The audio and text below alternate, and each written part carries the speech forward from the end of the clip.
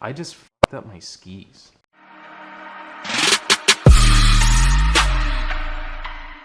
I'm going to show you how to make a jig so you can mount your touring bindings to your skis yourself. I've got the diameter Vipex mounted to the Elan Ripstick 106. This is a really light setup. I'm really happy with this. So the jig that I made it out of a 1/4-inch piece of plywood and using a paper template that I printed off from wildsnow.com. I didn't mount the skis myself. I gave the jig to the ski house in Thunder Bay and they mounted it for me and it worked out perfectly. You can definitely use the jig to mount the skis yourself. I just, didn't feel comfortable doing it myself. These guys mount hundreds or thousands of skis every year. I've never mounted one pair, and I think it worked out, well, I know it worked out really well. So just stick around and I'll show you how to do this.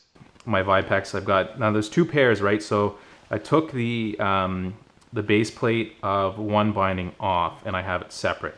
Now I've removed the screws so that they're not in the way when I do the dry fit. So let's put those off to the side. And then I also have I've taken the brake off of this binding just to make it easier to work with, because that's just gonna get in the way. So now the next thing that you're gonna need is you obviously need your boot. So you definitely need your boot.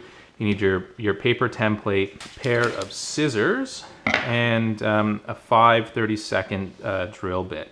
I also have my drill press, but you can use a handheld drill if you want. I mean, I definitely don't feel comfortable doing that. Now my jig is, my skis are 106 millimeters, and my jig, as you can see here, is about 100 millimeters. And the reason that I've done that is because you don't want it to overlap on the ski. You want to be able to see exactly where it is.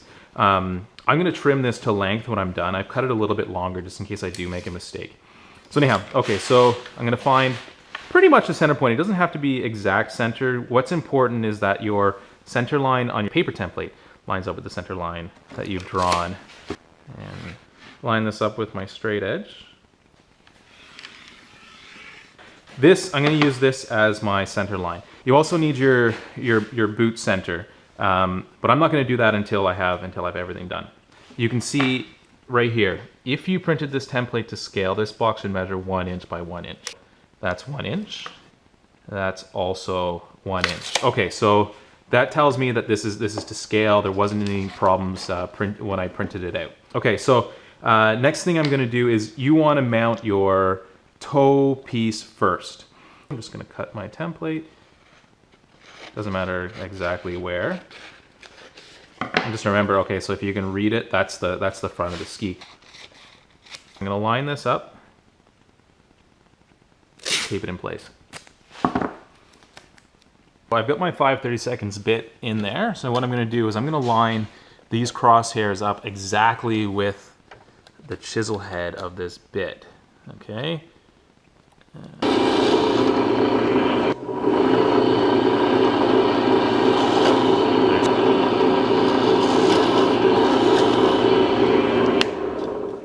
And there's 4. You can see right through those holes, which means that everything's lined up. So we're going to dry fit the toe piece now, and then move on to the heel piece. All right, so mounting the toe piece is as simple as putting the screws in the appropriate spot. So I've got toe in place, and now what I'm going to do is I'm going to bring the heel up and inside.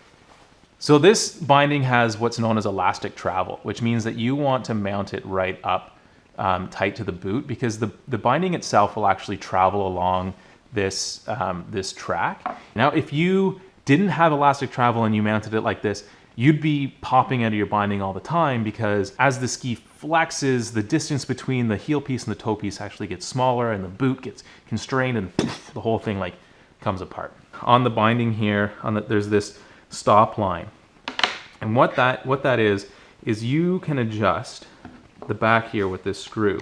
Now watch what happens as I adjust this. You see that stop line coming out?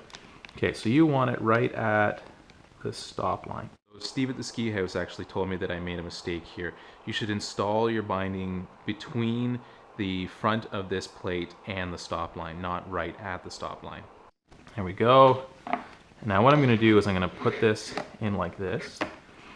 And this is why I have 2 of these. With my pencil, so I'm going to take the boot out. And with my pencil, I'm going to mark the front So I'm going to take this away. Now I'm going to add this. And that is where we wanted it to be. And I'm just going to mark these screw holes here. Okay, so let's take the boot out. The center line right there. Okay. And this I will line up with that. Again, I'm going to tape this in place. And you know what? This is the nice thing about using this paper template or using this wood template is that I'm not doing this directly on my skis. If I screw this up, I'm going to mess up this template. I have to make another template. If I do this right on my skis, I just fucked up my skis.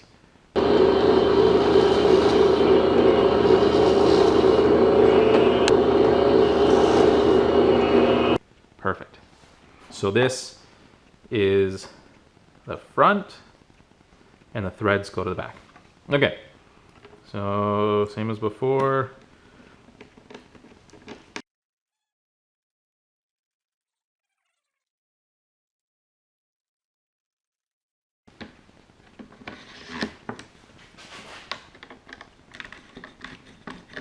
Okay, so I'm going to line this up again right to the stock, right there.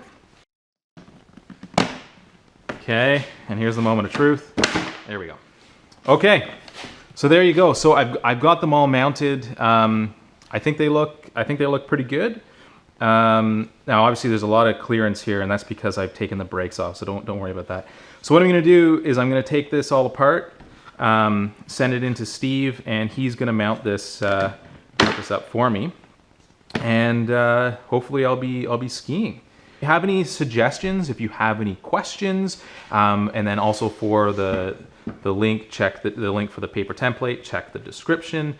If you think I've done something completely wrong here, definitely let me know, and I will be sure to make good on my mess up.